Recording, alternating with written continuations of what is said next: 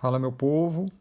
Terceiro processo de intemperismo a ser estudado é o chamado intemperismo químico. Vimos o intemperismo físico-mecânico, o intemperismo biológico e agora vamos tratar do intemperismo químico. Bom, o intemperismo químico ele é disparado o que mais cai nos vestibulares, no Enem, tá? Disparado. Então eu vou marcar aqui para vocês intemperismo químico, Enem e vestibulares. Beleza? Fiquem muito atentos a esse processo, tá? Intemperismo químico, Enem e vestibulares. Bom, quando a gente trata do intemperismo químico, ele ao mesmo tempo que é o que mais recorrente, ele também é talvez o mais complexo. Ele é caracterizado pela modificação química, por isso intemperismo químico, da rocha matriz e também do solo. Depois que o solo já está pronto, o intemperismo químico ele continua atuando pela ação da, e aí eu vou escrever de cor diferente aqui, água. Beleza? No intemperismo físico ou mecânico, a ação era da temperatura. No intemperismo biológico, a ação das raízes e dos micro-organismos decompositores. E agora a gente vai ter a ação da água nesse processo de intemperismo. Eu separei aqui em dois tempos para ficar mais didático, assim como eu fiz no intemperismo biológico. Tempo 1 e tempo 2 é o mesmo ambiente, é o mesmo solo, é a mesma rocha, porém dois momentos diferentes, também ao longo do tempo geológico, que é o tempo de ocorrência dos processos de intemperismo. Beleza? Bom, a gente precisa da ação da água nesse tempo 1. A rocha matriz ela está aqui e o solo ele já está pronto cobrindo essa rocha matriz. O que vai acontecer quimicamente com esse solo é o mesmo processo químico que acontece com uma rocha na presença da água. Na rocha o processo é mais lento e no solo o processo é mais rápido. Então vamos colocar água nesse ambiente. Então suponha que comece a chover nesse ambiente nosso aqui. Então estamos falando aqui de pluviosidade, mas pode ser qualquer outra origem de água. Pode ser água de rio, pode ser água de oceano, não interessa. No nosso exemplo aqui, estamos tratando da pluviosidade, ou seja, a água da chuva, beleza? Como eu estou falando que o processo é ao longo do tempo geológico, não adianta ser uma chuva de um dia. Estamos falando de climas úmidos e chuvosos, porque quanto maior a quantidade de água entrando no sistema, mais intenso será o intemperismo químico. Combinado? Então não é a chuva de um dia. A chuva de um dia ela vai produzir lentamente o intemperismo químico também. Mas quando esse processo ele é recorrente ao longo de milhões ou bilhões de anos, a gente consegue identificar com mais evidência esse processo.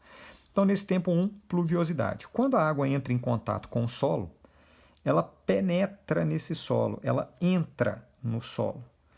E essa entrada da água no solo, essa primeira etapa do intemperismo químico, ela tem um nome. Ela recebe o nome de infiltração. Infiltração. A infiltração é a entrada da água no solo. Tá? Traduzindo, é quando a água muda de ambiente, ela sai da atmosfera e entra na litosfera, tranquilo? Na superfície terrestre. Então a água infiltra. Pela ação da gravidade, essa água vai movimentar no solo. Então ela será puxada para baixo em função da ação da gravidade. Essa movimentação da água dentro do solo, essa movimentação a favor da gravidade, ela tem um outro nome. Ela recebe o nome de percolação.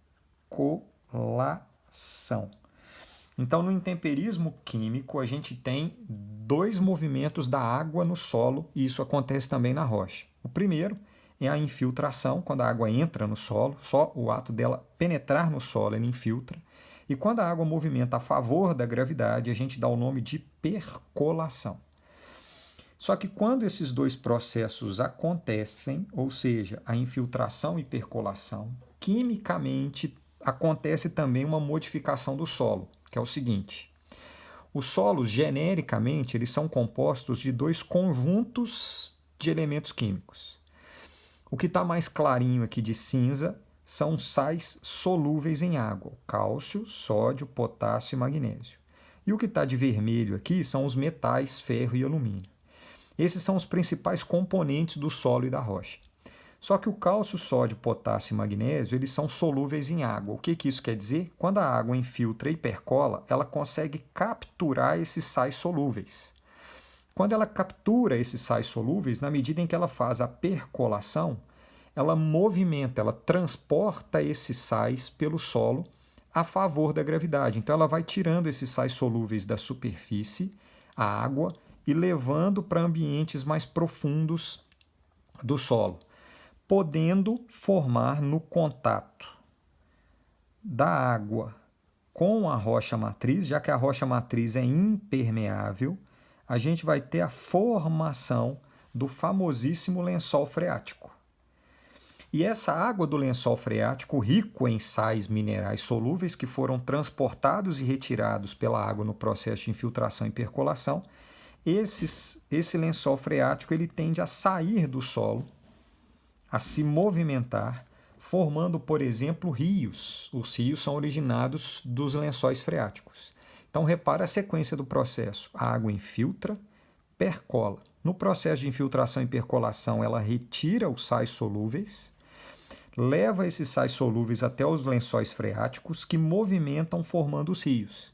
Então, a sequência do processo é a água infiltra, percola e retira do solo os sais solúveis. Qual é o nome que a gente dá para esse processo? Infiltração mais percolação da água resulta num processo chamado de lixiviação. É um dos processos mais importantes e famosos dentro das formações e alterações do solo. Ô Bruno, melhora aqui para mim o que é a lixiviação? Ela nada mais é do que a retirada dos sais minerais solúveis pela água. Isso significa que quanto mais úmido for o ambiente, quanto maior for a pluviosidade, maior é a lixiviação, porque quanto mais água infiltra e percola, mais sais solúveis são retirados. Então a lixiviação é a retirada dos sais solúveis pela água. Só que tem um detalhe. Quem determina a fertilidade do solo são esses sais solúveis. A concentração desses sais solúveis ela está diretamente associada à fertilidade do solo. Se a lixiviação é a retirada desses sais solúveis, qual é a conclusão que a gente chega?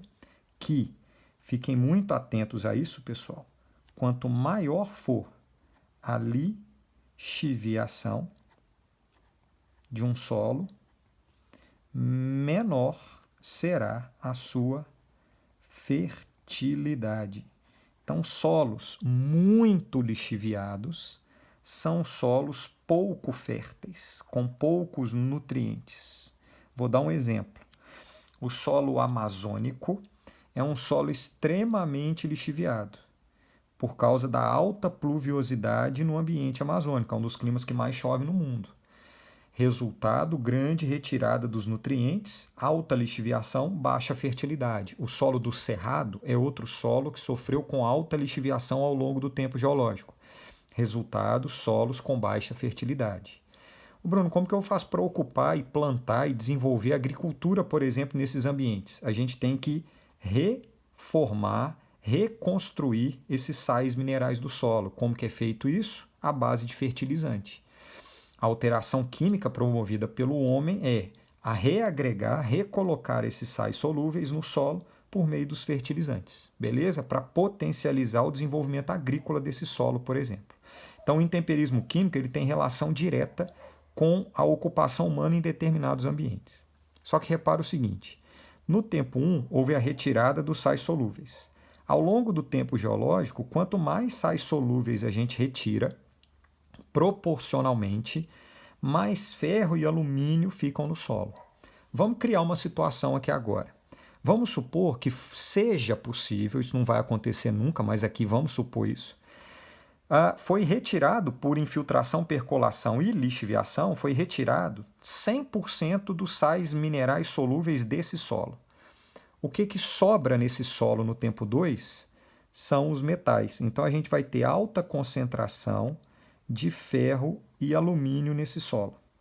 Então, solos altamente lixiviados são solos com alta concentração de metais, de ferro e alumínio, beleza? Porque os sais solúveis foram retirados. Então, proporcionalmente, a concentração de ferro e alumínio aumenta, já que eles não são solúveis em água, beleza? O que vai acontecer? Vamos supor que neste ambiente o clima continue úmido, então a gente vai continuar tendo a precipitação acontecendo neste ambiente aqui. Beleza? A chuva continua caindo. A água, claro, ela vai infiltrar, que é entrar no solo, e ela vai também percolar. Só que agora, no processo de infiltração e percolação, ela não encontra mais os sais solúveis. No solo, ela vai encontrar ferro, alumínio, os metais. O que vai acontecer? Ao longo de alguns milhões ou bilhões de anos, a água mais o oxigênio presente na atmosfera e dentro do solo, reagindo com esses metais, a gente vai ter um processo nesse solo chamado de oxidação. Então, ao longo do tempo geológico, acontece o processo de oxidação. Repara o que vem primeiro? A lixiviação, que é a retirada dos sais solúveis. Na sequência, ao longo de milhões ou bilhões de anos, a predominância dos metais associados à água e oxigênio produz a oxidação.